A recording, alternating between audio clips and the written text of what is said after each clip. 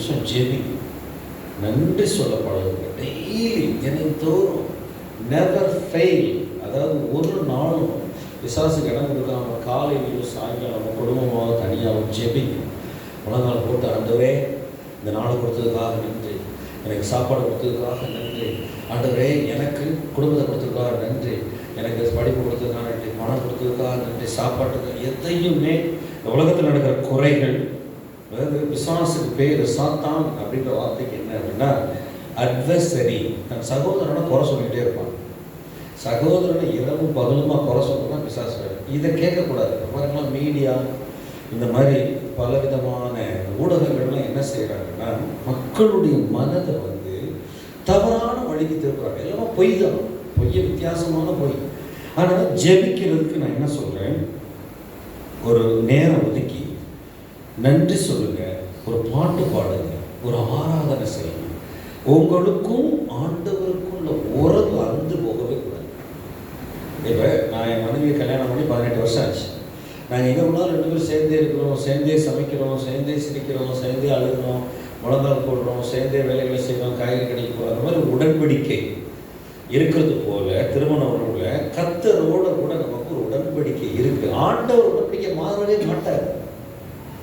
ஆண்டவர் உடன்படிக்கையை ஆண்டவர் மனுஷனை உண்டாக்கினார். எதுக்கு உண்டாக்கினார்? அவரோட உறவாடார். எதுக்கு உங்களை ரத்தத்தினால கழுவி அழைச்சாரு? பரலோகம் போக. எத்தனை பேர் விசுவாசிக்கிறீங்க பரலோகம் போகணும்னு? ஆமென். நான் இப்பவே இன்னைக்கு ராத்திரி வருகிறச்சுன்னா இன்னைக்கே வந்து தூங்கிட்டு இருக்கோம் போகணும்னு ஆசையா இருக்கு. அவ்வளவு தூரத்துக்கு ஆண்டவர்கிட்ட சில சமயங்கள்ல நான் இந்த வருஷம் ஆரம்பத்துலேருந்து ஆண்டவர்கிட்ட அழுகிறேன். ஆண்டவரே உடைய வருகை எப்போ இருக்கிறோம்? நம்மளை ஆண்டவர் ரத்தத்தினால முன்குறிச்சதுக்கு காரணம் என்னன்னா அவரோட கூட பிள்ளைகளா சேர்த்துக்கிற சொந்த குமாரர். அதுக்கு தான் ஆண்டவர் உடன்படிக்கையில மாறவே மாட்டாரு. நீங்களும் நானும் என்ன செய்யறேன்னா ஆத்துமால குரங்கு மாதிரி அங்கிட்ட அங்கிட்ட குரங்கு மரம் தவணை தாவம் பார்த்துருக்கீங்களா? பலாப்பழம் மரத்து இங்கே கேரளாலாம் பார்த்தீங்கன்னா பலாமரத்துலேருந்து தேங்காய் மரத்துக்கு தென்னை மரத்துக்கு தாவம். அந்த மாதிரி நம்முடைய ஆத்துமா என்ன செய்யுதுன்னா அதையும் இதையும் அலையுது. ஆனால் வாக்கு தத்துவத்தின்படி கர்த்தர் உங்களுக்கு செய்ய வேண்டியதெல்லாம் செய்து முடிப்பார். அவரை நம்பணும். ஆமென் சொல்லுங்களேன். செய்வார். இந்த உடன்படிக்கையின் உறவு, நான் சொல்றது நல்ல கவனிங்க, இந்த உடன்படிக்கையின் உறவுக்கு தான் அட்டாக் பண்ற பிசாசு. உலகத்தில் வந்து இந்த நிலையில்லாத சூழ்நிலைகள் இருக்குல்ல, அந்த சூழ்நிலைகளை நம்ம பார்க்காதபடி ஆண்டவரே நான் உங்களுடைய பிள்ளை, டெய்லி ஒரு அதிகாரம் புதிய ஏற்பாடு வாசிங்க. நான் சொல்கிறேன், ஞாயிற்றுக்கிழமை மட்டும் இப்போ பாருங்களேன், கொரோனா நாட்கள்லாம் நிறைய நாட்கள் ஆராதிக்க முடியல. நாங்கள்லாம் கண்ணீரோடு வீடுகளில் வந்து நான் புதன்கிழமை ஞாயிற்றுக்கிழமை 4-5 குடும்பம் சேர்ந்து ஆராதித்தோம். தினந்தோறும் ஒரு அதிகாரம் வாசிங்க. தினந்தோறும் ஒரு 20 நிமிஷம் இல்லை 10 நிமிஷம் ஆண்டவருக்கு நன்றி சொல்லுங்க.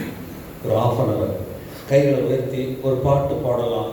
இப்படி வீட்டில் என்ன செய்யன்னா டெய்லி தினந்தோறும், அதாவது தினந்தோறும் ஆண்டவரோட உறவு. இந்த உறவை வந்து எப்படியாவது பிசாசு காலி பண்ணிடுவான். அதை விடக்கூடாது. ஆனால் நான் பரலோகத்துக்கு முன்குறிக்கப்பட்டவன், நான் ஆண்டவரோட உறவாடினவன். இப்போ பழைய ஏற்பாட்டெல்லாம் பார்த்தீங்கன்னா, இப்போ புதிய ஏற்பாட்டில் சாட்சி சொல்லியிருக்கிறது விசுவாசத்தினாலே என்ன காயினுடைய பலிகளை காட்டிலும் ஆபேல் பலி செலுத்தினான். விசுவாசம் கொடுக்கும். அதுக்கு அடுத்த வசனம் சொல்லியிருக்கு, விசுவாசத்தினாலே அவன் தேவனோடு ஏனோக்கு உறவாடினான் 300 வருஷம். எத்தனை வருஷம்? 300 வருஷம். யாராவது 300 வயசு ஆயிடுச்சா? பாருங்களேன், நம்ம இவ்வளோ போராடுறோம். சூழ்நிலைகளை பார்க்காதீங்க. சூழ்நிலை அப்படிதான் இருக்கும். சூழ்நிலை அப்படிதான் இருக்கும். முதல் நூற்றாண்டில் ஆண்டவர் ஏன் சீசர்களை கூப்பிட்டாரு அப்படின்னு சொன்னால், லேப்டாப்பு செல்ஃபோன் இல்லாத காலத்தில் தைரியமாக தண்டு விழிச்சு நாடு எடுக்க போகிற சீசர்களை கூப்பிட்டாரு. கடலில் பிரயாணம் பண்ணுறவங்களை கூப்பிட்டாரு. இன்றைக்கி நம்முடைய வாழ்க்கையில் வந்து விசுவாச கப்பலை சேதப்படுத்தாதபடிக்கு தினந்தோறும் அந்த உடன்படிக்கையின் உறவை காப்பாற்றிக்கோங்க. அப்படி காப்பாற்றினாதான் முடிவு நிலைந்திருக்கிறவரை ரசிக்கப்படுவார். நீங்கள் சூழ்நிலைகள் பார்த்தீங்கன்னா, நான் சூழ்நிலையை பற்றி பேச விரும்பலை. நீங்கள் வீட்டில் போய் 2 தீமோத்தேயு 3ஆம் அதிகாரம் 1-3 படித்து பார்த்தீங்கன்னா, ரோமர் 1ஆம் அதிகாரத்தில் சொல்லியிருக்கு. நீங்கள் வந்து எல்லா லெவல்லையும் பாருங்கள். இன்றைக்கி பல இடங்களில், நான் சொல்ல விரும்பலை, பல இடங்களில் அதாவது புல்லை தின்ற மாட்டின் சாயலுக்கு ஒப்பாக்கி எல்லாத்தையும் விசுவாசத்துக்கு மகிழ்ச்சியில் ஆகிட்டு இருக்கான். ஆனால் கர்த்தர் வரப்போறாரு. ஆமென் சொல்லுங்களேன். கர்த்தர் தன்னுடைய சபையை எடுத்துக்கொள்ள வரப்போறாரு. கர்த்தர் ஆயத்தம் பண்ணுகிறவர். புத்தியுள்ள கன்னிகைகளாக இருங்க. பாருங்க, லோத்தின் மனைவியை நினைத்துக் கொள்ளுங்கன்னு சொல்லியிருக்கு. மனைவி அப்படின்னு சொன்னாலே ஆயத்தமாக இருக்கு. எந்த நிலைமையில் வெள்ளி காசு தேடுறது போல என்ன எங்கள் வீட்டை கூட்டி பெருக்கி மனைவினா ஆயத்தமாக இருக்கணும். கத்தருக்கு போகிற மணவாளனுக்கு போகிற புத்தியுள்ள கன்னிகளை சபை பெண்களை பற்றி போடலை. பெண் சபையில் எங்கெங்க பைபிளில் ஸ்திரீ அப்படின்னால அது மணவாட்டியாகி இயேசு கிறிஸ்து சபையை குறிக்கும். ஸ்திரீ அப்படின்னு சொன்னாலே சபை 7 சபைகள். இந்த சபை என்ன செய்யணும்? மணவாட்டி எப்போ வராது, மணவாட்டி புத்தியுள்ள கன்னியை கர்த்தர் நிச்சயம் போட்டு போயிருக்கிறாரு. அவர் தன்னுடைய சபையை கூடக்கூடாது. இன்னைக்கு உள்ள நீங்கள் பாடுகள் எல்லாமே நீங்கள் பண்ணுற பாடுகள்லாம் ஒன்றுமே இல்லை. ஒரு ஆமே சொல்லுங்கள். ரோமர் 8ஆம் அதிகாரத்தில் சொல்லியிருக்கு, நீங்கள் வரப்போகிற மகிமைக்கு ஒப்பிட்டு பார்க்கும்போது இப்போயாவது பாடுகள் ஒன்றும் இல்லை. நீங்கள் அந்த பாடுகளை மேம்படுத்தாதீங்க. இயேசு கிறிஸ்து வெற்றியோடு ஓடி முடித்தார். அவர் 33 வருஷம் மூப்பில் இருக்கும்போது அவருக்கு பிரச்சனை கொடுத்துருப்பானா இல்லையா பிசாசு? ஆமாம். இந்த காலத்தில் நம்ம அதிகமாக நான் இன்னைக்கு சொன்னேன் 6 மணி நேரம் தினந்தோறும் ஒரு ஆண்டவரோட உடன்படிக்கை உறவை வச்சுருங்க. 2வது வாரத்துக்கு ஒரு நாள் உபவாசம். உபவாசம் இருக்கிறது ரொம்ப நல்லது. உபவாசம் இருந்தால் தான் என்னுடைய வாழ்க்கையில் நான் கண்டது என்னன்னா ஆவியானுடைய சத்தத்தை கேட்கணும். யாருடைய சத்தத்தை? ஆவியானவர் மனசாட்சியில் உள்ளான ஆவியில். ரோமர் 8:15 தெளிவு நம்முடைய ஆவியுடனே பேசுகிறார். ஆவியானவரை சாட்சி கொடுக்கிறார். அவர் ஆவியானவருடைய பலவீனங்களை உதவி செய்கிறார். ரோமர் 8:26 அவர் பேசுகிற சத்தம் கேட்கும். அடுத்து என்ன செய்ய போகிறார்? அடுத்து என்ன செய்யணும் குடும்பத்தில்? உபவாசம் என்ன? ஒரு நாள் காலையில் சாப்பாடை தள்ளி போட்டு வர்றது உபவாசம் இல்லை. நல்லா கவனிங்க. சாப்பாடு தள்ளி போடுறது உபவாசம் இல்லை. காலையில் மதியானம் தள்ளி போட்டு சாயங்காலம் பிரியாணி சாப்பிட்றது உபவாசம் இல்லை. 24 மணி நேரம் தண்ணி ஆகாதல் இருக்கணும். இன்னைக்கு காலையில் சாப்பிட்டா நாளை காலையில் 7 மணிக்கு சாப்பிடணும். அந்த 24 மணி நேரமும் ஏதாவது ஜூஸோ, லெமன் ஜூஸோ, ஏதாவது கிரேப் ஜூஸோ தண்ணி ஆகாரமாக சாப்பிட்டீங்கன்னா ஜெபிக்கணும், வேதம் வாசிக்கணும், கர்த்தரோட முறையிடணும், இருதயத்தில் உள்ள பாரங்கள் எல்லாம் கலட்டி வச்சிடணும். அவர் உங்களை விசாரிக்கிறவர் அப்படின்னா உங்களுக்கு என்ன செய்யுங்க? கவலையெல்லாம் யார் மேலே வச்சுருங்க? கர்த்தர் மேலே வச்சுருங்க. 1 பேதுரு 5 சொல்லியிருக்கு. நீங்கள் ஆண்டவர்கிட்ட எல்லாத்தையும் வைக்கிற இடம் தான் அந்த உபவாசம். உபவாசம் பண்ணத்தான் வாரத்துக்கு ஒரு நாள் 10 நாளைக்கு ஒரு தடவை ரகசியமாக யார்கிட்டையும் சொல்லக்கூடாது. யார்கிட்டையும் வீட்டில் புருஷன் கூட தெரியக்கூடாது. உபவாசம் இருந்து ஆண்டவரே நீங்கள் பேசுங்க. இப்போ நான் இந்த வருஷத்துக்கு ஆண்டவர் ஜனவரியில் பேசினார் சில காரியங்களை. நான் தனியாக சில நேரம் ஜெப வாக்கிங் காலையில் 6 மணிக்கு எழுந்திரிச்சு சில இடங்களுக்கெல்லாம் ஜெபிக்க போவேன். அப்போ ஆண்டவர் ஒரு வசனம் கொடுப்பார். காலையில் எழுந்திரிச்சோன்னு ஒரு பாட்டு கொடுப்பார். அந்த பாட்டை அந்த நாள் பூரா பாடுவேன். இந்த உபவாசம் இருக்கிற பழக்கத்தை கர்த்தருடைய பிள்ளைகள் வைத்துக் கொள்ளுங்க. இது ரொம்ப ரொம்ப அவசியம். கடைசி காலங்களில் பிள்ளைகளுக்காக ஜெபிங்க. உங்கள் குடும்பத்தில் ஏதாவது கட்டுகள் நீங்கணுமா, அதுக்காக ஜெபிங்க. உபவாச ஜெபம் இருந்துச்சுன்னா இந்த வான மனிதர் பொல்லாத சேவைகளை கிழிச்சிட்டு கத்துட்டு போகும் ஜெபம். ஆமே சொல்லுங்க. அப்போஸ்தலர் நடவடிக்கைகள் நிறைய உதாரணம் இருக்கு. அது இருந்து ஜெபிக்க கத்துட்ட போய் 3ஆம் வானத்தில் போய் அந்த ஜெபம் எட்டும் போது உடனடியாக தூதர்கள் மூலமாக பதில் வரும். உடனடியாக அவங்களுக்கு என்ன சூழ்நிலை மாறும். ஆமே சொல்லுங்களேன். பைபிளில் போட்டிருக்கு, அவங்கெல்லாம் கூடி ஜெபிச்சாங்க. பேதுரு ஜெயிலில் இருக்காரு. உடனே தூதனை அனுப்பிச்சிட்டார் ஆண்டவர். எப்பேற்பட்ட ஜெபமாக இருக்காது தெரியுமா? அடிச்சு கிளப்பி உடனே வந்துட்டான். தூதன் 1ஆம் காவல், 2ஆம் காவல், 3ஆம் காவல் தாண்டி ஆளை வெளியே கொடுத்தது ஜெபம் பண்ணுற இடத்துக்கு வாசல்லே கொண்டு பேதுரு விட்டுட்டார். அப்படிப்பட்ட தெய்வத்தை நம்ம ஆராதிக்கிறோம். ஆமே சொல்லுங்க. அதனால நான் என்ன சொல்றேன், எந்த சூழ்ச்சியோ ரகசியமோ நான் சொல்லித்தரல. வேதத்தில் உள்ள அந்த மாதிரியின்படி உபவாசம் இருந்து கட்டுகள் நீங்களும் ஜெபிங்க. எப்பேற்பட்ட எத்தனை லட்சம் கடனாலும் ஒரே நாள் கர்த்தர் மாற்ற முடியும். கர்த்தர் மாற்ற முடியும். கர்த்தர் எப்பேற்பட்ட சூழ்நிலை மாற்ற முடியும். அதனால இந்த மாதிரி தனி ஜெபங்கள் தினந்தோறும் காலையில சாயங்காலம் அது வச்சுங்க. அதே மாதிரி இன்னொன்று காரியம் நான் சொல்லுகிறேன், முக்கியமான காரியம் என்ன அப்படின்னா மன்னிக்க பழகுங்க. இன்னைக்கு அதை தான் சொல்லி கொடுக்க போகிறேன். சில காரணங்களும் என்னோட கூட வேதத்தை எடுத்துக்கொள்ளுங்க. 1 யோவான் 4ஆம் அதிகாரம், 1 யோவான் 4ஆம் அதிகாரத்தில் அது 1ஆம் வசனத்திலிருந்து பார்த்தீங்கன்னா டிசர்ன்மெண்ட், அதாவது ஸ்பிரிச்சுவல் டிசர்ன்மெண்ட் அதை சொல்கிறார் அப்போஸ்தலராகிய யோவான். பிரியமானவர்களே, உலகத்தில் அநேக கள்ளத்திற்கு தோன்றியிருப்பதனால் அப்படின்னு சொல்லிட்டு எதையும் நம்பாதீங்கன்னு சொல்லிட்டு நான் சொல்லுவேன். 7-8 வாசி. பிரியமானவர்களே, ஒருவரில் ஒருவர் அன்பாய் இருக்க கடவோம். ஏனெனில் அன்பு தேவனால் உண்டாயிருக்கிறது. அன்புள்ள எவனும் தேவனால் பிறந்து அவரை அறிந்திருக்கிறான். அன்பில்லாதவன் தேவனை அறியான். எல்லாரும் ஆமென் சொல்லுமா?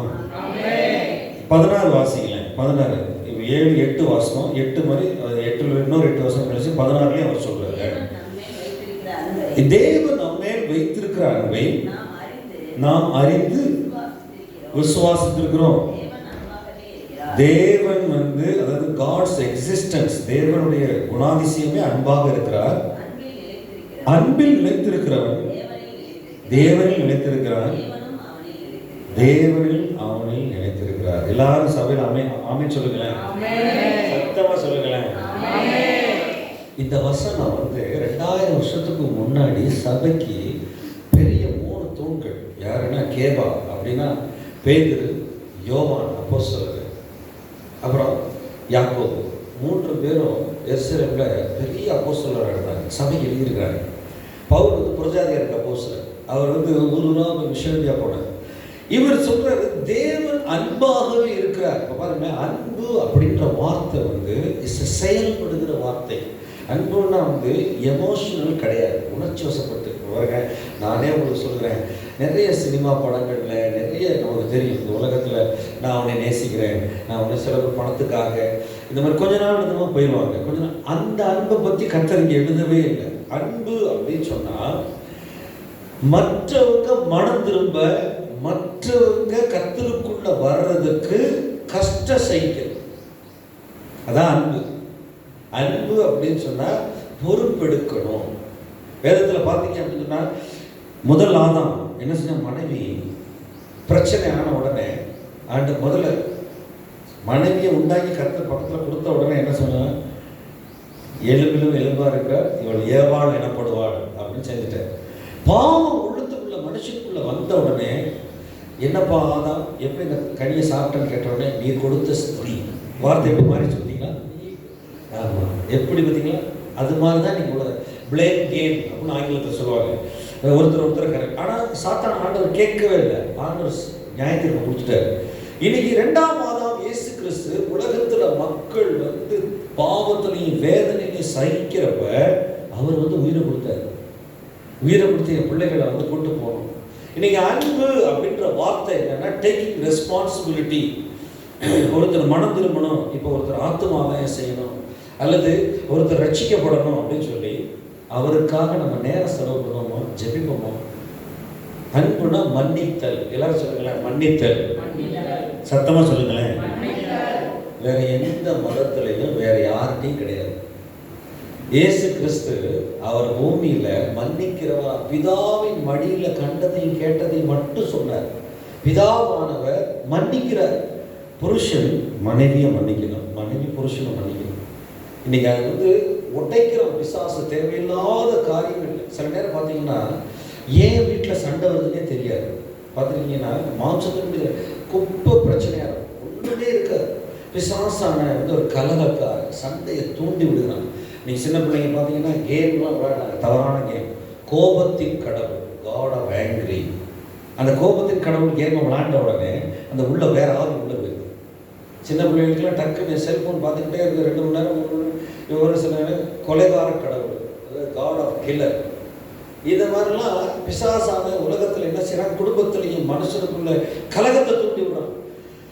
அவனுக்கு பேர் உலகம் அனைத்து எல்லாத்தையும் பாழாக்குற பிசாசு. ஆனால் கர்த்தர் இயேசு கிறிஸ்து எல்லாரையும் மன்னிச்சார். எல்லாரையும் இன்னைக்கு மன்னிக்கிற சுவாபம் இருக்கா? அன்புனா மன்னிக்கணும். சில நேரங்களில் வேலை பார்க்குற இடங்கள்லாம் பார்த்தீங்கன்னா, பிசாசின் மகனாகவே இருப்போம். நமக்கு பிரச்சனை கொடுக்குறது. நம்ம என்ன செய்யணும்? பொறுமையாக தான் இருக்கணும். சொல்லுங்களேன், பொறுமையாக தான் இருக்கணும். இயேசுதான் மாதிரியை கொடுத்துருக்காரு. இயேசு கிறிஸ்து யாரையும் குற்ற சுமத்தலை, யாரையும் கண்டம் பண்ணலை, யாரையும் நியாயம் தீர்க்கலை. அவர் பிதாவானவர் பழி வாங்கவே இல்லை, கொடுத்துட்டாரு. ஆண்டவரே நீ பார்த்து நியாயமாய் தீர்ப்பு செய்கிறவர்கிட்ட ஒப்பு கொடுத்தாரு. இன்னைக்கு சூழ்நிலையில் இன்னைக்கு நிறைய இடங்கள்ல ஒரு ஆள் கூட பக்கத்தில் வாழவே முடியாத சூழ்நிலை வருது எல்லா இடங்கள்லையும். அந்த கிருபை நமக்கு வேண்டும். ஆமே சொல்லுங்களேன். அன்பு அப்படின்னா இட் இஸ் நாட் எமோஷனல். இப்போ பாருங்க, அன்புல 4 விதம் இருக்கு. நான் சொல்லிக் கொடுக்கணும்னா எனக்கு நேரம் பத்தாது, நான் சுருக்கமாக சொல்லுவேன். இப்போ குடும்பத்தில் பார்த்தீங்க அப்படின்னா அப்பா மகன், அம்மா மகன், இது குடும்ப அன்பு. இது அம்மா தாய் பாசம் காட்டுகிறது, பிள்ளைக்கு பால் கொடுத்து பிள்ளையை அரவணைச்சு. இப்போ கல்யாணமாகி பிள்ளை பெற்றவங்க எல்லாருக்கும் அம்மாமார்களுக்கெல்லாம் தெரியும் பிள்ளை எப்படி வளர்க்குறது. அது குடும்ப அன்பு. அப்பா பிள்ளையை கவனித்து தன்னுடைய கலைகள் எல்லாம் சொல்லித் தருவார் பிள்ளைகள். மகனுக்கு அப்பாவும் மகனும் உள்ள ரிலேஷன்ஷிப்பு ஒரு அன்பு, குடும்ப அன்புன்னு சொல்லுவாங்க. அதோடு கூட இன்னொரு அன்பு என்னென்னா நண்பர்கள் அன்பு. நண்பர்கள் அன்பு அப்படின்னா ஃபிலியோ அப்படின்னு சொல்லியிருக்கு கிரேக்க வார்த்தையில். அதாவது தாவீது யோனத்தான் மாதிரி, இந்த இடிமுழக்க சகோதரர்கள் மாதிரி சகோதரராக அன்பார்கள். சில பேர் பார்த்தீங்கன்னா காலேஜில் படிக்க போயிட்டா ஒன்றா ட்ரெஸ் வாங்கிக்குவாங்க, ஒரே மாதிரி. மாப்பிள்ளை நீ இல்லாமல் நான் இல்லை, ஐயோ நான் உயிரை விட்டுருவேன் அப்படின்னு ரொம்ப, அதாவது நெருக்கமாக. கடைசியில் பார்த்தீங்கன்னா காலேஜ் விட்டு போன பிறகு, கல்யாணம் ஆன பிறகு எல்லா நண்பர்களும் அப்படியே குருவி காக்கா பறந்த மாதிரி பறந்து போயிடுவாங்க. யாருக்கு நானும் இதே காலேஜில் மதுரையில் அமெரிக்கன் காலேஜில் படித்த ஒரு காலத்தில் ஆண்டவர் அப்போ தான் என்னை ரட்சிப்புள்ள முதல் வருஷத்தில் நடத்தினார். இப்போ இந்த நண்பர்கள் அன்பு என்னன்னா ஒரு டைமிங் இருக்கும், ஒரு கொஞ்ச நாளைக்கு. ஆனால் அதுக்கு அடுத்த அன்பு அப்படின்னா புருஷன் மனைவி அன்பு அப்படின்னா ஆங்கிலத்தில் அதில் போட்டிருக்கு, கிரேக்கத்தில் ஏரோஸ் அப்படின்னு போட்டிருக்கு. அதாவது செக்ஷுவல் லவ், அதாவது குழந்தை. ஆண்டவர் அவர் ஒருவனை அல்லவா படைத்தார், பின்ன ஏன் ஒருவனை படைத்தார்? தேவ பக்தி உள்ள சந்ததியை பெறும்படிதானே. அவர் பாருங்களேன், ஆண்டவர் எவ்வளோ நொந்திருப்பார். ஆதாம் தப்பு செஞ்சதுக்கு ஆதியாகத்தில் ஏறக்குறைய 4000 வருஷம் 3500 வருஷம் கழித்து அவர் ஆண்டவர் தீர்க்கதரிசி மூலமாக வெளிப்படுத்துகிறாரு. என்ன சொல்கிறாருன்னா, எதுக்கியா ஆதாம் படைச்சேன், என் உடன்படிக்கையை மீறிட்டான்னு ஓசியால் சொல்கிறாரு. தேவபக்தி உள்ள சந்ததியை உண்டு தான் படைச்சார். இன்னைக்கு பாருங்கள், திருமணங்களை பூரா பிசாசு கெடுக்கிறார். இந்த உறவுகளை முடிக்கிறவன் பிசாசு. கவனிங்க, இந்த மன்னித்தல், இந்த அன்புல 3வது வகை என்னன்னா ஏரோஸ், EROS. ஏரோஸ்னா பிசிக்கல் லவ், சரீர சம்பந்தமான அன்பு. எப்படின்னா திருமண உறவுல புருஷன் மனைவியும் கர்த்தரால் ஆசீர்வதிக்கப்பட்டு சந்ததியை பெற்றுக்கொள்ளணும். இந்த மாதிரி யாக்கோபு, ஈசாக்கு, இந்த மாதிரி இவங்க ஆபிரகாம் சந்ததியை பெற்றாரு. இந்த மாதிரி முற்பிதாக்கள்லாம் சந்ததியை பெற்று அந்த சந்ததியில் இயேசு கிறிஸ்து வந்தார். இப்போ ஆண்டவர் பரலோகத்தில் பார்க்குறாரு, யாரடா ஊழியக்காரனாக கூப்பிடலாம் அப்படின்னு. ஆண்டவர் திடீர்னு மனோவாவுக்கு தரிசனமாகிறாரு, நமக்கு ஒரு ஆம்பளை பிள்ளை பிறக்கும் அப்படின்னு சொல்கிறாரு.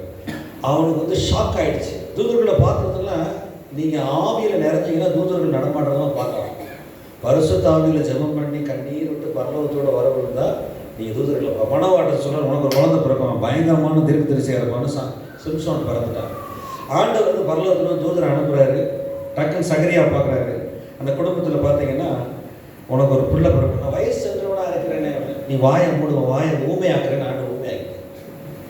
இன்னைக்கு நிறைய பேர் வாய் ரொம்ப கர்த்தருடைய வார்த்தைக்கு விரோதமாக பேசுகிறேன். ஆண்டு உடனே நியாயத்தீர்ப்பு கொடுத்துருக்காரு. அங்கே உடனே என்ன செய்யணும், எலிசபெத் சகரியாவுக்கு ஆண்டவர் யோகன்னான் அப்படின்னு ஒரு யெகோவா கிருபை உள்ளவர் ஒரு பிள்ளையை கொடுக்குறாரு. அதோட பழைய பாடு முடிஞ்சு போச்சியா, இனிமே அன்பின் பிரமாணம், கிருபையின் பிரமாணம் அப்படின்னு சொல்லி ஆண்டவர் பேரே கட்ட பரலோகத்திலிருந்து வச்சு கொடுங்க.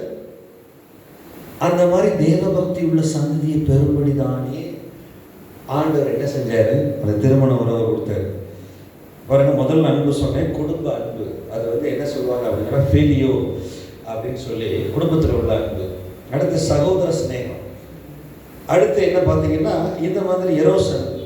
4வது விதமான அன்பு அகாப்பே, தன்னலமற்ற சுயநலமற்ற கைமாறு கருதாத அன்பு.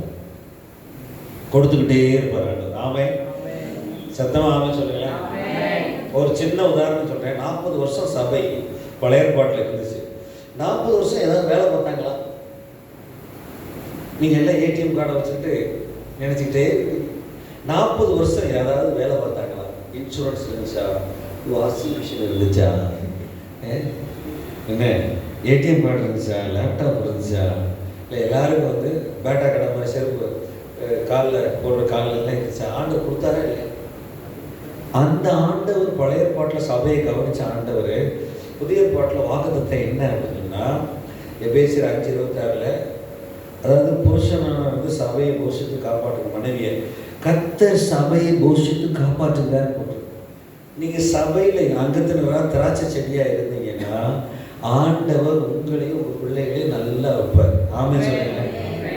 அந்த வசனத்தை வந்து ஜெபிக்க இல்லை. அநேக நேரத்தில் நான் ஆரம்ப காலத்தில் ஆண்டவரே காக்கைகளை பாருங்க அப்படின்னு சொல்லி பார்க்குறேன், காக்கைகளை பிள்ளை போட்டுற என்னை பிள்ளை போட்டுக்கிறேன்னு சொல்லி ஊழியத்துக்கு வர்றதுக்கு முன்னாடி சொன்னேன் 18-20 வயசில். அப்புறம் ஆண்டவர் என்ன சொல்கிறேன், நான் அவனுக்கு மெய்ப்பராக இருக்கிறேன் அப்படின்னு. அதை குறித்து படிக்கும்போது ஆண்டவர் மெய்ப்பராக இருக்கிறத வந்து சொல்லி கொடுத்தாரு.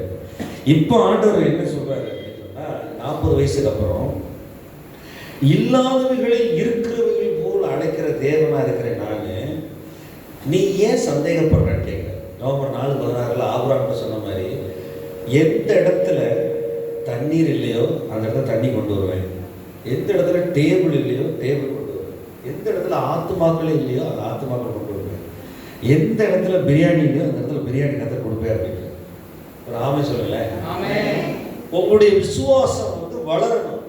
இந்த அன்பு, இந்த 4ஆம் அன்பு அகாப்பே, அந்த அன்பு தான் இங்கே போட்டிருக்கு. 1 யோவான் 4. இவர் கூடவே நெருங்கி இருந்த ஒரு யோவான் இயேசுவின் மார்பில் சாய்ந்துட்டு எப்போ பார்த்தாலும் அவர் கூடவே இருந்த அந்த ஜீவ வார்த்தையுடையே இருந்து பழகி, ஐயோ ஒரு மனுஷன் கிடையாது, இவர் பிதாவினுடைய மடியிலிருந்து வந்தவர், இவர் மனுஷனே இல்லையே. அந்த அன்பை பார்த்துட்டு அவர் வந்து எதுவுமே செய்ய தோணலை. அந்த மாதிரி ஸ்நேகம், அந்த மாதிரி, அதாவது காசு பணம் அன்பு இல்லை. இப்போ பாருங்க, எல்லாரும் உலகத்தில் எதை பெருசாக பேசுகிறாங்க அப்படின்னா நகை, பணம், சொத்து. பாருங்க, இதெல்லாம் முக்கியம் இல்லை. பாருங்க, நம்ம ரூபா நோட்டு வெளிநாட்டில் செல்லாது. நம்ம ரூபா நோட்டு செலவுலாம் போனீங்கன்னா இந்தியன் பணத்தை வாங்க மாட்டோம். இந்த காசு, பணம், நகை இதெல்லாம் முக்கியம் கிடையாது. ஆத்துமாக்கள் விலையேற பெற்றது. மனுஷன் உலகம் முழுவதும் ஆதாயப்படுத்தினா தன் ஜீவனை ஆத்மா நஷ்டப்படுத்துகிற அவனுக்கு லாபம் என்ன? விலையேறப்பட்டது ஞானம், விலையேறப்பட்டது நேரம். நீங்கள் நேரம் கொடுப்பீங்களா? நீங்கள் ஞாயிற்றுக்கிழமை எல்லாரும் கொடுப்பீங்க. இதே இது ஆண்டவர் வந்து விசுவாசிகளை வந்து 40 வருஷம் பைபிள் ஸ்கூலுக்குன்னு வடாந்திரத்தில் கூட்டு போனால் அவன் 40 நாள் மீட்டிங், 40 வருஷம் வேணாம், 40 நாள் மீட்டிங், சோறு, தண்ணி, சாப்பாடு, தலாணி, படுக்கை எல்லாம் உங்களுக்கு கொடுக்குறோம். நீங்கள் வீட்டை விட்டுட்டு இங்கே வந்துடும். நம்ம வருவோமா? எங்கள் அப்பாலாம் 3 நாள் கூட வீட்டை விட்டு போக மாட்டேங்க. கதவை பூட்டினியா, பின்னாடி கொண்டு போட்டியா, பாத்ரூம் லைட் ஆஃப் பண்ணியா. சிலர் பாருங்க, என் ஆத்துமா மண்ணோடு ஒட்டி போட்டுருக்கு. நிறைய பேர் என்னன்னா ஒரு 40 நாள் நம்ம என்ன செய்வோம்னா இருக்கிற இடத்த காலி பண்ணி வெளியே தனியாக போய் கர்த்தர் சமூகத்தில் இருக்க முடியுமா?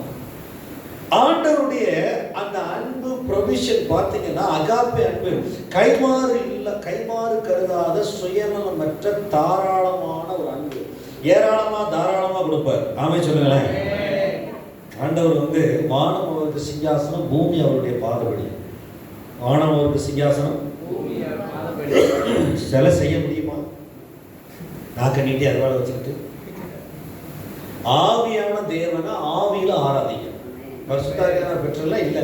நம்முடைய தேவன் ஆவியா இருக்கிறார். எங்க இருக்கிறாரு சொல்லுங்களேன், எப்படி இருக்கிறாரு? பரிசுத்த ஆவியார். ஆமா, யோவான் 4:24 போட்டிருக்கு, தேவன் ஆவியா இருக்கிறார், அவர் தொடுத்து விடுற ஆவியோடு உங்களோடு சொல்லுவார். தேவன் வார்த்தையா இருக்கார். சொல்லுங்க, எப்படி இருக்கிறாரு? ஆமா, அந்த வார்த்தை வந்து உள்ள வந்து இருப்பார் நம்ம இருதயத்துக்குள்ள. அவர் வார்த்தை இம்மானுவேல், ஆதியிலே வார்த்தை இருந்தது, அந்த வார்த்தை தேவனா இருக்கு.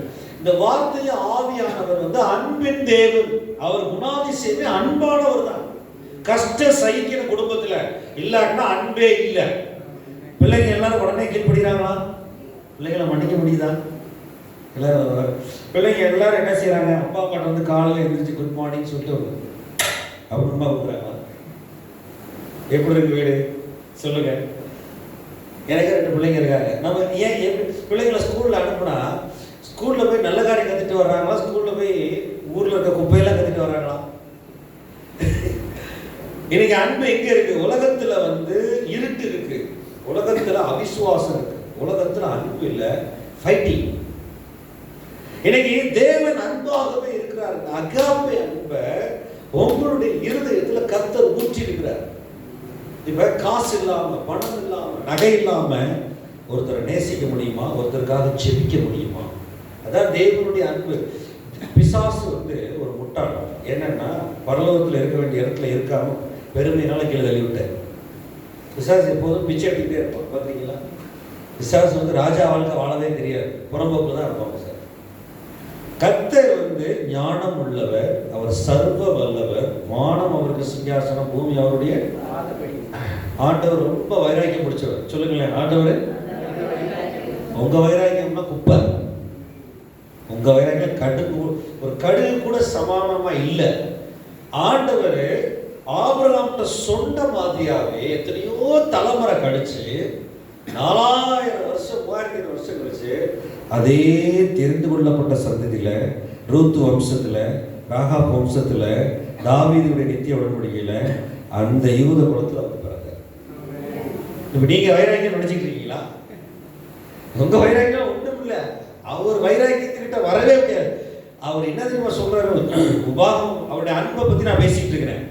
உபாகமம் புஸ்தகம் முழுவதும் 32 அதிகாரம் புத்தகத்தை படிச்சு முடிச்ச பிறகு பார்த்தப்ப எனக்கு பயங்கரமா ஆவியான குத்திர வசனம் ஒண்ணுதான்.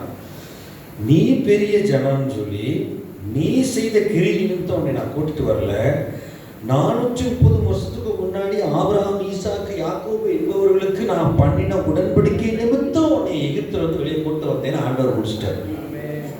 எப்படி பார்த்தீங்களா?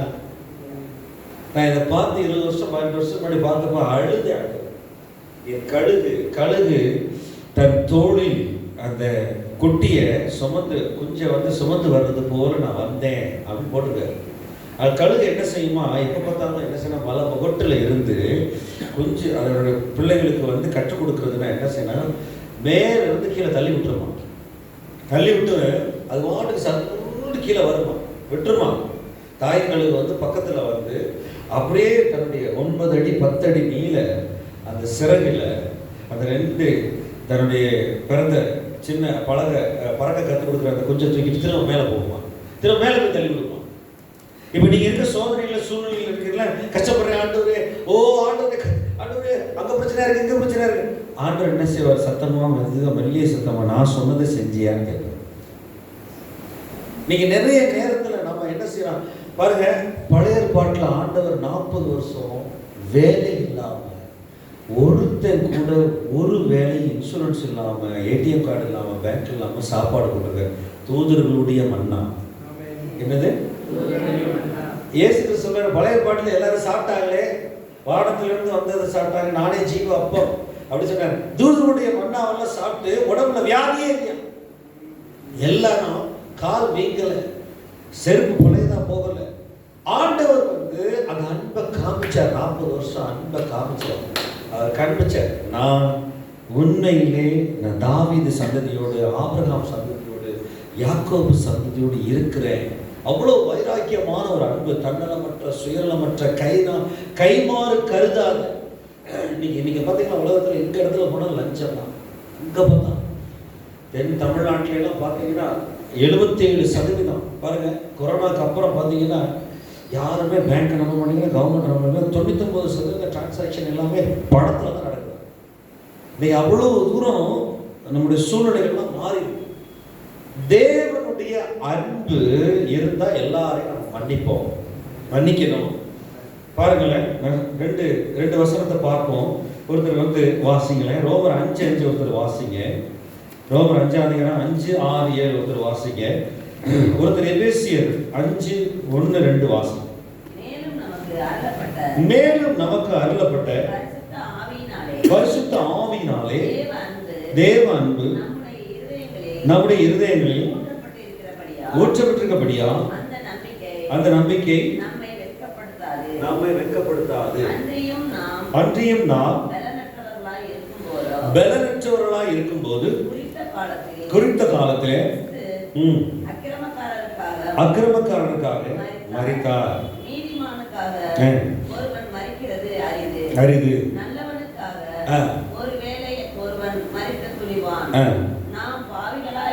நாம் எல்லாரும் பாவிகளாய் இருக்கையில் கிறிஸ்து நமக்காக மரித்ததினாலே தேவன் நம்மேல் வைத்த விளங்க பண்ணுகிறார். எல்லாரும் ஆமென் சொல்லுங்களேன்.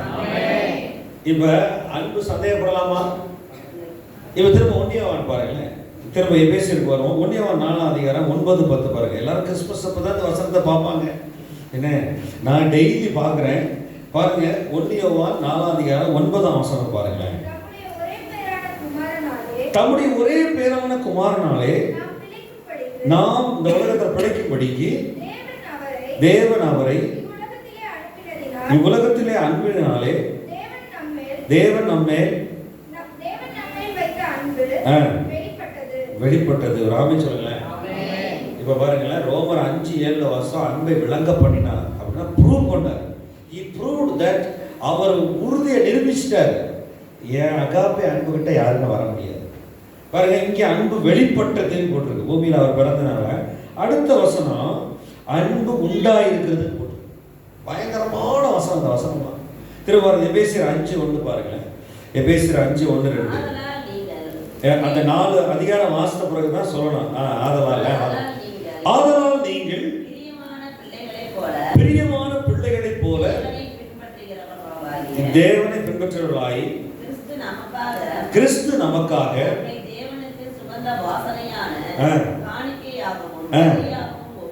ஒப்பு கொடுத்து ஐயோ அன்பிலே நடந்து கொள்ளுங்கள் போட்டிருக்கு. தேவன் அன்பாக இருக்கிறாருக்கு. வாசன வாசிக்க சூப்பரா இருக்கு. இப்போ சில நிறுவனங்கள் படிக்கும் போதெல்லாம் பார்த்தீங்கன்னா பிரியமானவர்களே பிரியமானவர்களே எல்லாரும் சொல்லுங்களேன், பிரியமானவர்களே அப்படின்னா சபையில் இருக்கவங்க. இப்போ அன்பு தேவன் அன்பா இருக்கிறார் படிக்கும் போது நல்லா இருக்கு.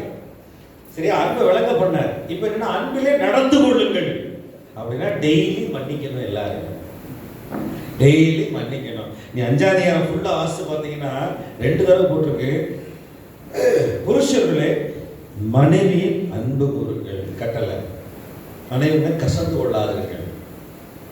ஒரு ஆமென் சொல்லுங்க. வீட்டில் எப்படி அன்பா இருக்கிறோம், நம்ம கஷ்டங்கள் இருக்கும், பிரச்சனைகள் இருக்கும். நம்ம மாம்சத்தை சிலுவையில் அறையணும். நம்ம மாம்சத்தை என்ன செய்யணும்? சிலுவையில் அறையணும். நம்ம மாம்சம் இச்சைகளை எல்லாம் முதல்ல என்ன செய்யணும் அப்படின்னா, நான் உங்களுக்கு ஒரு உதாரணம் சொல்லித்தரேன். ஒரு நாளைக்கு ஒரு வேளை வீட்டில் எல்லாரும் கூடி உட்கார்ந்து சாப்பிட பாருங்க. ஈவினிங்கோ காலையிலையோ இல்லை லீவ் அன்னைக்கோ ஒருத்தர் கண்களை பார்த்து என்ன இருக்கிறத வச்சு சாப்பிட்டு நன்றி சொல்லுங்க. ஜெபிக்கிறதுக்கு முன்னாடி கூடி உட்காந்து சாப்பிடுங்க.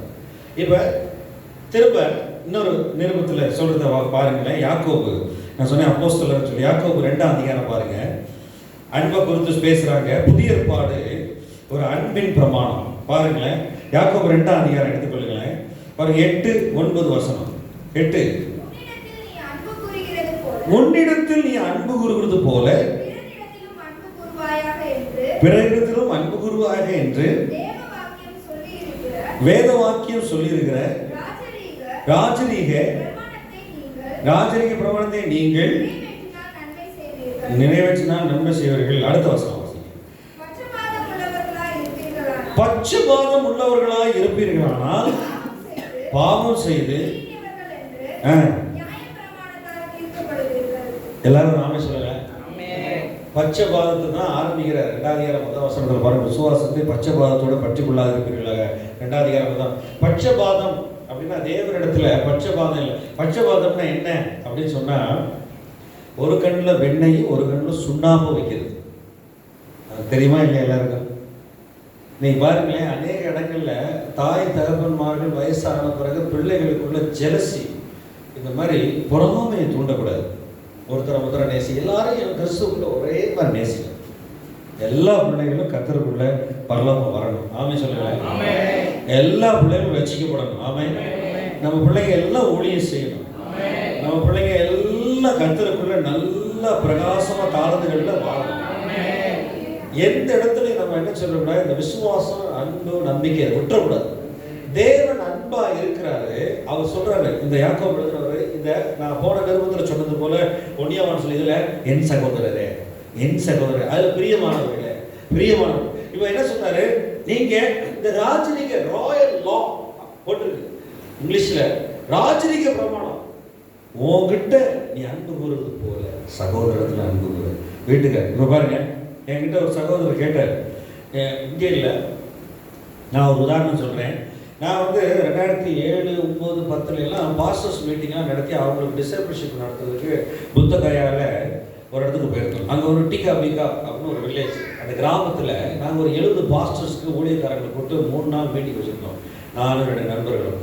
அப்போ திருமண உடன்படிக்கை கொடுத்து பேசும்போது மனைவிட்ட அன்பாக இருக்கணும், மனைவியை அடிக்கக்கூடாது, மனைவிட்ட சொல்லணும் பேசணும் அப்படின்னு. அன்பாக இருக்க என்னன்னு தெரியாது, அடிக்கக்கூடாது. யார் யார் மனைவியை அடிக்கிறீங்க அவங்களாம் கையை தூக்குங்கன்னு எனக்கு கூட இருந்த மூத்த ஊழியக்காரர் ஒரு 70 வயசுக்காரர் கேட்டார். அப்போ இருந்த பாஸ்டர்ஸ் எல்லாருமே கை தூக்கிட்டாங்க. இவங்க எல்லாம் பாஸ்டர்ஸா? அவர் உடனே சொல்றாரு, இன்னைக்கு மீட்டிங்கில் நிறைய பிரசங்கம் பண்ண வேண்டாம், நாளைக்கு உங்க மனைவிகளை கூட்டு வர சொல்லுவோம் அப்படின்னு சொல்லி 2 பேருக்கு சேர்த்து வந்து நான் ஷாக் ஆகிட்டேன். அவங்ககிட்ட போய் ஒவ்வொருத்தர கேட்டேன், என்ன பிரதர்? இல்லை பிரதர், இங்கே எல்லாருமே ரசிக்கப்படாத முஸ்லீம் வீட்லேயும் சரி, இந்து வீட்லேயும் சரி, இந்த புத்த மதத்தில் உள்ளவங்க வீட்லேயும் சரி, எல்லாருமே மனைவி துணி வைக்கிறதுலாம் அடிப்பாங்களாம், இந்த மாதிரி இதுலாம் அடிப்பாங்க, மனைவி அம்மா வீட்டுக்கு போனால் அடிப்பாங்க. இது ஒரு கலாச்சாரமாக இருக்காங்க வட இந்தியா முழுவதும். அது கேட்டப்போ அது பாஸ்டர்ஸே இருக்குது. அதை வந்து வேதனை. இன்னைக்கு மனைவியும் வேத வசனம் தெரியாது, ரசிக்கப்படலை. சிலருடைய பாஸ்டர்ஸ் மனைவி வந்து இன்னும் இந்து கலாச்சாரத்தில் இருக்கிறாங்க. அப்போ சொன்னேன், ஏன் இந்த மாதிரி ப்ராக்டிஸ் கலாச்சாரம் இருக்குது அப்படின்னு கேட்டால், உலகத்தில் பக்கத்து வீட்டுலலாம் அப்படி இருக்கும், இது வந்து காமன் தான், இது ஒரு பெரிய இஷ்யூ இல்லை அப்படின்றாங்க. நாங்கள் அடுத்த நாள் கூப்பிட்டு வந்து மனைவிக்கு போக்குவரத்து செலவு கொடுத்து, சாப்பாடு கொடுத்து, ஒரு நாள் முழுவதும் மனைவினா என்ன, ஏன் பெண்ணை படைச்சார் ஆண்டவர் அப்படின்னு ஒரு என் கூட இருந்த 70 வயசு ஒருத்தர் 65 வயசு உள்ள பாஸ்டர் நடத்துனாங்க. நாங்கள் அந்த போஜபூரி லாங்குவேஜ் அப்படின்னு ஒரு லாங்குவேஜ் இருக்குது, ஹிந்தியிலே மலையாளம் மாதிரி ஒரு உருவெடுத்து வேறு மாதிரி பேசுகிறது. அந்த போஜபூரி பீகாரி லாங்குவேஜில் 3 டிரான்ஸ்லேஷன் வச்சு, இங்கிலீஷ்லேருந்து ஹிந்தி, ஹிந்தியிலேருந்து போஜபூரி வச்சு சொன்னோம். தேவன் பெண்களை வந்து பூமியில் படைச்சது நோக்கம் என்னென்னா, இந்த மாதிரி குடும்பத்தில் இருக்கணும், பரமபிதா அப்பா, நம்மெல்லாம் பிள்ளைகள், அவர் வந்து சபைக்கு ஒப்பனையாக பெண்களை படைச்சிருக்கிறாரு அப்படின்னு சொல்லி காலையில் 2 செக்ஷன், மத்தியானம் ஒரு செக்ஷன் வச்சு எல்லாரும் சாப்பாடு கொடுத்து, இனிமேல் மனைவிட்ட மனைவி அடிக்க மாட்டேன்னு இப்போ பொருத்தனை பண்ணுன்னு சொல்லி எல்லா பாஸ்டர்ஸும் கஷ்டமாக இருந்துச்சு, பயங்கர கஷ்டமாக. சில பேர் வெளியே எந்திரிச்சு ஒன்றுக்கு இருக்க போயிட்டாங்க, சில பேர் எந்திரிச்சு நாங்கள் போராட்டேன், இப்போவே கையை பிடிங்க, மறுபடியும் திருமண உடன்படிக்கை செய்யுங்க அப்படின்னு சொல்லி அன்பை கொடுத்து சொல்லும் போது நிறைய பாஸ்டர் கண்ணீர் விட்டாங்க. இனிமே நான் மனைவியோட பேசி சில காரியங்களை வேத வசனத்தின் மூலமா நான் வந்து தீர்த்துக்குவேன், நான் கை வைக்கவே மாட்டேன் அப்படின்னு சொல்லி உறுதிமொழி எடுத்தாங்க. அன்னைக்கு பாருங்க, அடுத்த 1 வருஷம் கழிச்சு 6 மாசம் கழிச்சு அங்கே போகும்போது எல்லாரும் எங்க சபைக்கு வாங்க, எங்க சபைக்கு வாங்க, எங்க சபைக்கு வாங்கன்னு கூப்பிடுறாங்க. நிறைய இடங்கள்ல வந்து பார்த்தீங்க அப்படின்னா உலகம் பார்க்குற மாதிரி நம்ம பார்க்குறோம் குடும்பத்தை. உலகத்து ஆவிக்குரிய நிலைமையில பார்க்குற கிடையாது. என் மனைவி பிள்ளைங்கள்லாம் பரலோகத்துக்கு வரணும் அப்படின்னு நீங்கள் உட்காந்து முழங்கால் போட்டு ஜெபம் பண்ணீங்கன்னா அதுதான் அன்பு. ஆமே சொல்லுங்களேன். மன்னிச்சிடணும், மன்னிக்க ட்ரை பண்ணுங்க, ஆவியான உதவி செய்வாரு. எப்பேற்பட்ட சூழ்நிலைகள். இப்போ நாங்கள் கோராப்புட்டில் இந்த மிஷனரி ஊழியர்களை பைபிள் ஸ்கூல் மாணவர்களை கொண்டு போகும்போது அங்கே ஒரு ப்ரெசென்ட்டில் 2 தடவை நான் டீச் பண்ண போனேன். எங்களுக்கு 40 நிமிஷம் கொடுத்தாங்க. அப்போ அவங்கள்ட்ட கர்த்தருடைய வார்த்தையை பேசும்போது சொன்னேன், நீ பிறந்தது ஜெயிலில் வந்து பிறக்கிறது கிடையாது, நீ பிறந்தது வந்து ஜெயிலில் வந்து அடப்பட்டு இருக்கணும் இல்லை, நீ வந்து கர்த்தரால் உண்டாக்கப்பட்டவன், உன்னை கர்த்தர் மன்னிக்கிறாரு. இந்த நேரத்தில் பைபிள் வாசி, ஒரியா மொழியில் பைபிள் வாசி, ஹிந்தியில் பைபிள் வாசி, கர்த்தரோட உறவாடு, உனக்கெல்லாம் நேரம் கிடைக்குது அப்படின்னு 40 நிமிஷம் பேசணுன்னே அங்கே இருந்த ஒரு 25 பேர் 26 பேரில் ஒரு 7-8 பேர் கண்ணீர் விட்டு அழுதுட்டான். இந்த மாதிரி வெளியில் யாரும் எனக்கு சொல்லிக் கொடுக்கலையே, நான் என்ன செஞ்சேன்னே தெரியல, திடீர்னு அந்த சம்பவம் நடந்துருச்சு, எனக்குள்ள வேற ஆவி வந்து இப்படி நடந்துருச்சு, நான் இங்கே வந்து 14 வருஷம் 20 வருஷம் ஆயுள் தண்டனை கிடைக்கிறேன்னு சொல்லி ஒரு 7-8 பேர் கண்ணீர் விட்டு. அவன் என் லாங்குவேஜே தெரியாது, நான் பேசுகிற தமிழில், இன்னொரு மிஷினரி ஹிந்தியில் ஒரிசாவில் போய் போயிருக்காரு. அது சொன்னால் எனக்கு அன்பை பற்றி யாரும் சொல்லிக் கொடுக்கல, எனக்கு யாருமே சொல்லிக் கொடுக்கல இந்த தப்பு பண்ணுறதுக்கு. இன்னைக்கு பாருங்க, இயேசு கிறிஸ்து அன்பின் இலக்கணமா, அன்பின் அந்த உதாரணமாக தான் பூமிக்கு வந்தார். நீ வந்து மற்றவனை மன்னி, அதான் அன்பு. மற்றவனுக்கு ரெஸ்பான்சிபிலிட்டி எடு, ஜெபம் பண்ணு. உங்களை என்ன சொல்லிக் கொடுத்தாரு பாருங்க, மத்தேயு எழுதின சுவிசேஷம் பாருங்க 5ஆம் அதிகாரம் எடுங்க. இன்னும் 2-3 வசனத்தை சொல்லிட்டு நான் முடிச்சிடுறேன். இன்னைக்கு கர்த்தருடைய திருவிருந்து இருக்கிறது. மத்தேயு 5:45 பாருங்களேன். ஆண்டவர் என்ன சொல்லி கொடுத்தாரு பாருங்களேன் சீஷர்களுக்கு. இப்படி செய்வதினால் இல்ல 44 வாசிக்கல. 43, 44, 45 வாசிக்கல. உனக்கு அடுத்தவனை சிநேகித்து உன் சத்துருவை பகைப்பாயாக என்று சொல்லப்பட்டதை கேள்விப்பட்டிருக்கிறீர்கள். நான் உங்களுக்கு சொல்லுகிறேன் உங்கள் சத்துருக்களை சிநேகியுங்கள், உங்களை சபிக்கிறவர்களை ஆசீர்வதிங்கள், உங்களை பகைக்கிறவர்களுக்கு நன்மை செய்யுங்கள், உங்களை நிந்திக்கிறவர்களுக்காகவும் உங்களை துன்பப்படுத்துகிறவர்களுக்காகவும் ஜெபம் பண்ணுங்கள். எல்லாரும் ஆமென் சொல்லுமா? இதை மட்டும் நம்ம செஞ்சோம்னா சபையில் 2-3 ஆராதனை வைக்கலாம். இடம் பத்த இன்னைக்கு வீட்டில் இதை செய்யணும். நான் அந்த அநேக சூழ்நிலைகள் மத்தியில், அதாவது டென்ஷன் ஆகுது, கோவப்படுறது, அது மாதிரி நான் சொல்றது கேளுங்க. நீங்க ஆண்டவரே நான் இந்த இடத்துல என்ன செய்யணும், ஒரு நிமிஷம் God help me. எனக்கு சின்ன ஜெபம் என்னன்னா, Holy Spirit help me. ஆவியானவரே உதவி செய்யுங்க, இயேசுவே உதவி செய்யுங்க. அதான் எனக்கு ஜெபத்தில் உள்ள சின்ன ஜெபம். சில நேரங்களில் குயிக்கா நீங்க தீர்மானம் எடுக்காதீங்க. பாருங்க, கலாத்தியர் எடுத்துக்கொள்ளுங்களேன். 5ஆம் அதிகாரத்தில் அந்த கலாத்திய நிருபங்கள் எழுதும்போது அப்போஸ்தலனாகிய பவுல் கலாத்தியர் 6 அதிகாரமும் ஒரு 60 அதிகாரத்துக்கு சமானம். இந்த 6 அதிகாரத்தில் நிறைய காரியங்களை ஆவியானவர் எழுதியிருக்காரு. அது ஒரு சுவிசேஷம். இந்த 5ஆம் அதிகாரம் பாருங்களேன். அந்த 5ஆம் அதிகாரத்தில் பாருங்க 13-14 வாசிங்களேன். சகோதரரே, நீங்கள் சுயாதீனத்திற்கு அழைக்கப்பட்டீர்கள். இந்த சுயாதீனத்தை அனுசரியாமல் அன்பிலே உன்னிடத்தில் நீ அன்பு கூறுவது போல இந்த ஒரே வார்த்தையிலே நிறைவேறும். ஆமென் சொல்லுங்களேன். சத்தமா ஒரு ஆமென் சொல்லுங்களேன். பாருங்க, யாக்கோபு 2ஆம் அதிகாரம் அந்த 8ஆம் வசனத்துல அவர் ராஜரிக பிரமாணம் சொல்லிட்டு போடுறார் அந்த புஸ்தகம். இவர் பிரஜாதிக்கு என்ன சொல்லியிருக்காரு, அன்புல, அதாவது 10 கற்பனைகள், அதாவது திருட, களவு செய்யாது இருப்பாயாக, பொய் சொல்லாது இருப்பாயாக, பிறரோட மனைவி எச்சியாது இருப்பாயாக, இப்படி ஒன்றா 10 கற்பனைகள் இருக்கு. எல்லாமே இந்த ஒரு கற்பனையில் நிறைவேறிடும். உன்னிடத்தில் நீ அன்பு கூறுவதோ பிறனிடத்தில் அன்பு கூறுவாயாக. பாருங்களேன், இந்த அன்பின் பிரமாணம், அந்த சுயாதீன பிரமாணம் கிருபைக்கு அழைக்கப்பட்டீர்கள். Law of liberty. உங்களுக்குள்ள ஆவியான ஒரு வசனமும் இருந்து உங்களை நடத்தும். ஆமென் சொல்லுங்களேன். இதான் புதிய உடன்படிக்கை. உங்களுக்குள்ள வார்த்தையாகிய இம்மானுவேல் இருப்பார். உங்களுக்குள்ள பரிசுத்த ஆவியானவர் எடுத்து உங்களை டெய்லி நடத்துவார். இதான் அன்பின் பிரமாணம். நீங்க பாவம் செய்ய மாட்டீங்க, தப்பு செய்ய மாட்டீங்க. நீங்க தான் விசுவாசத்துல வல்லவர்கள். உங்களை யாருமே தொட முடியாது, பிசாசு தொட முடியாது. உங்களை சுத்தி தூதர்கள் இருப்பாங்க. அன்பின் பிரமாணம் இருந்தா எதுக்கு கோர்ட்டு, போலீஸ் ஸ்டேஷன்ல?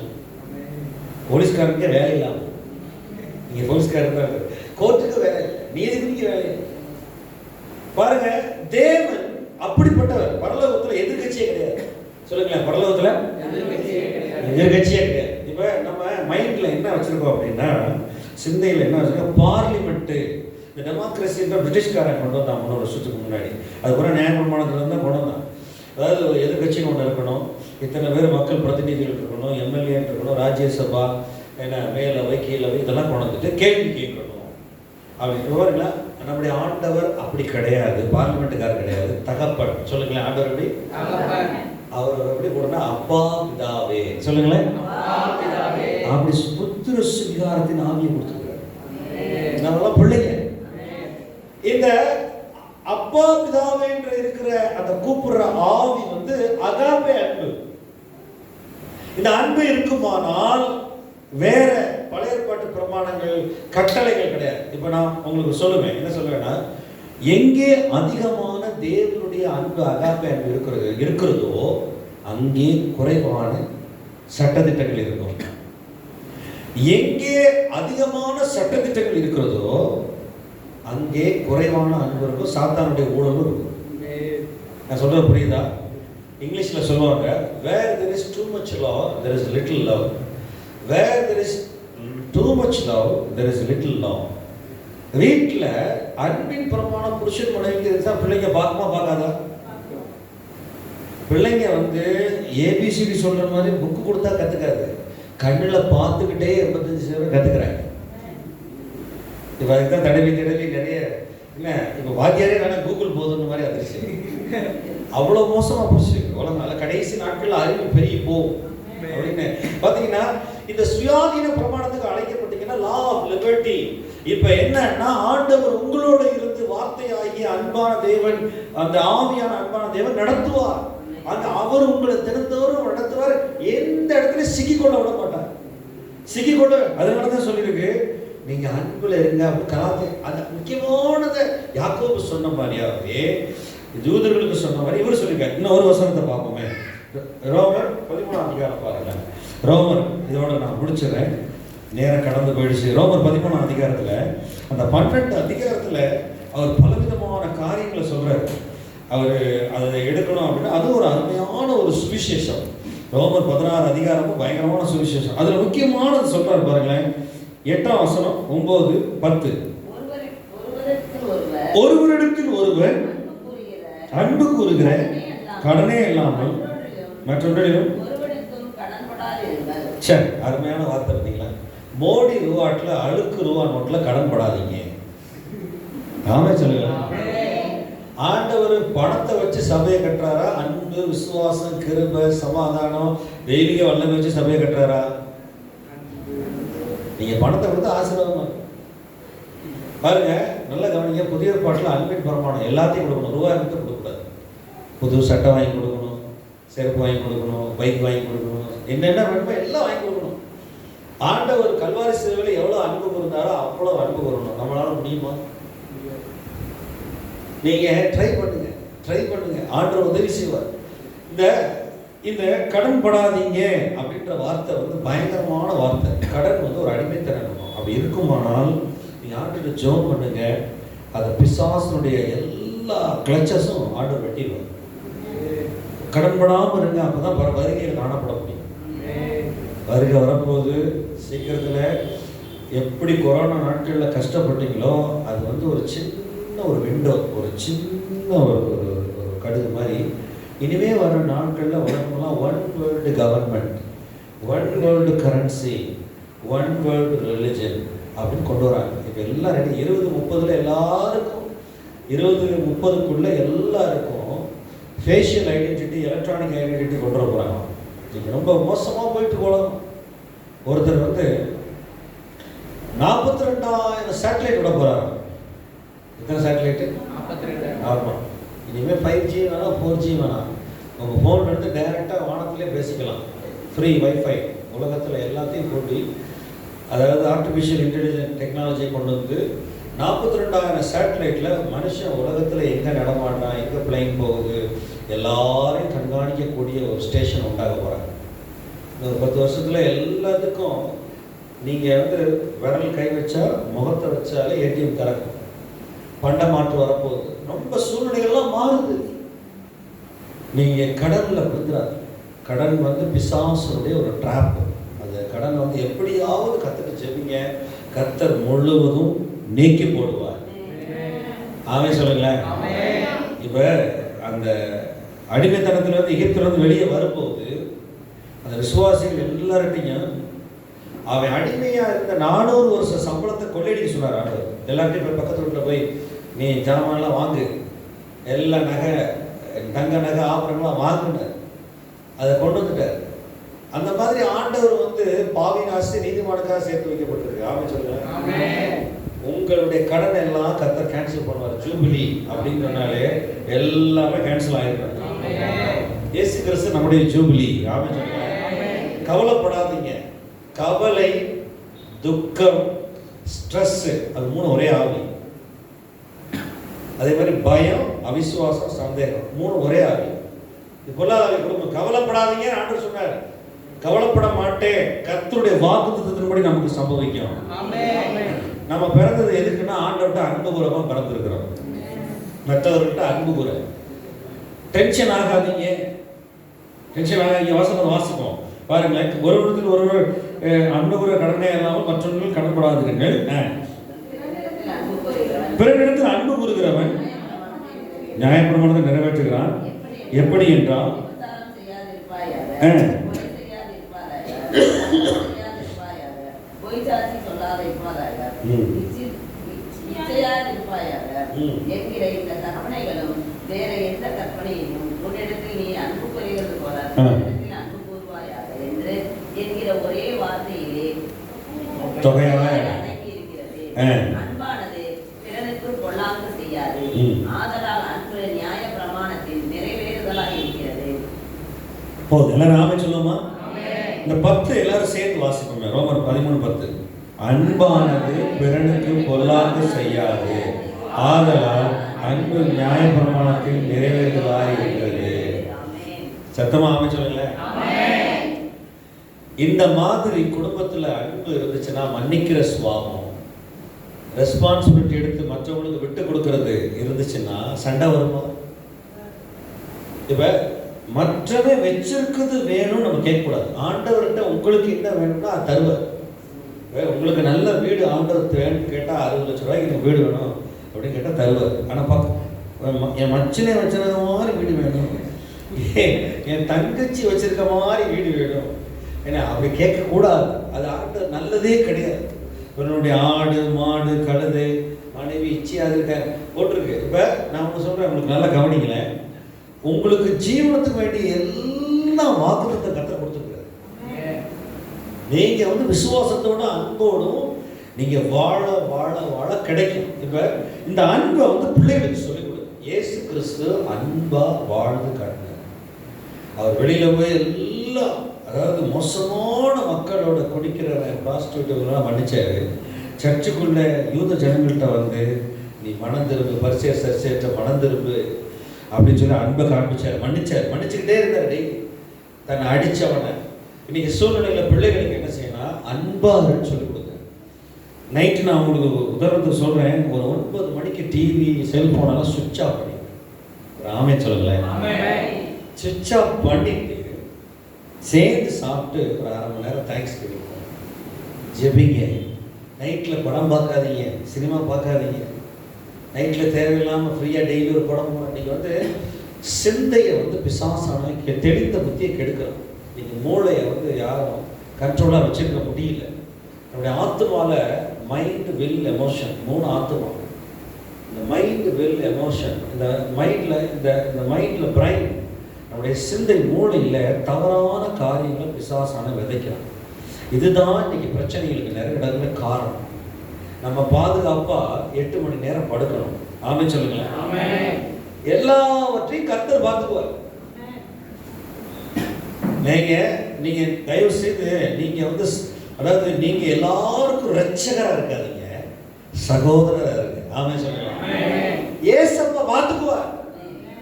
நாளைய தினம் தன்னுடையதுக்காக கவலைப்படும். இப்ப நான் திருநெல்வேலியில் மத்தியானம் போய் பிரசங்கம் பண்றேன்னா, அங்க ஒருத்தர் சாப்பாடு விற்பானா இல்லையா? நான் கவலைப்பட்டுட்டாரு. இவன் ஆண்டவர் சொல்ற, நாளை கழிச்சு மெட்ராஸுக்கு போ அப்படின்னா, அங்கே ஒருத்தர் வீடு ஆயத்தம் பண்ணியிருப்பான், அங்கே ஒருத்தர் சாப்பாடு ரெடி பண்ணி கையெழுத்து கொண்டு வச்சிருப்பான். நான் சாப்பிட்டு பிரசங்கம் போட்டு வர வேண்டியது. வாய்க்குள்ளே போகிறது மனுஷனை தீட்டுப்படுத்தாதுன்னு சொன்னார். என்ன சொன்னார் சொல்லுங்க? நீங்கள் வட இந்தியாவில் ரொட்டி சாப்பிட்டாலும் சரி, ஜிலேபி சாப்பிட்டாலும் சரி, சமோசா சாப்பிட்டாலும் சரி, ஒன்றும் தீட்டுப்படுத்தாது. ஆனால் நீங்கள் மருத்துவ அறிவியல் டிவியில் உட்காந்து பார்க்க ஆரம்பிச்சுன்னு வச்சுங்களேன், அது குப்பை, இது குப்பை, அது செய்யணும், அது போனால் இங்கிட்டு வாயு நகலும், இப்படியெல்லாம் பேசிக்கிட்டு இருந்தீங்கன்னா, இப்படியெல்லாம் எல்லாரும் இப்போ டாக்டர் அலைகிறாங்க. இப்போ யார் நம்பருமே தெரியல. நல்ல கவனிங்க, மருத்துவ அறிவியல்ன்றது பிசாசுடைய தந்திரம். ஆண்டவர் சொன்னாரு, பாவம் செஞ்சாதான் வியாதி வரும், பாவம் செஞ்சாதான் வியாதி வரும். நீங்க பாவத்தை விட்டு விலகி கர்த்தருடைய பிள்ளைகளா அன்பு கூர்ந்தா வியாதி வருமா? நான் இன்னொரு சட்டத்தை சொல்லித்தரேன். பைபிள்ல மன்னித்தல் அநேக ஆசீர்வாதங்களை கட்டமைத்து விடும், மன்னியாத குற்றம் ஆசீர்வாதங்களை பூட்டி போடும். மன்னிச்சிட்டீங்கன்னா எப்பேற்பட்ட வியாதி வராது.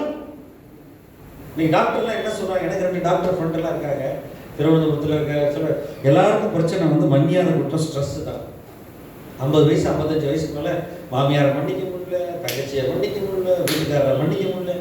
மன்னியாமல் இருக்கிறவங்களுக்கு டக்குன்னு ஆத்மால பிசாசு நுழைஞ்சு வியாதி கொடுத்துருவான். நல்லா காசு சம்பாதிக்கிறான் டாக்டர்லாம். நீங்க மன்னிச்சிட்டு நல்லா தூக்கம் வரும். ஒரு ஆமென் சொல்லுங்களேன்.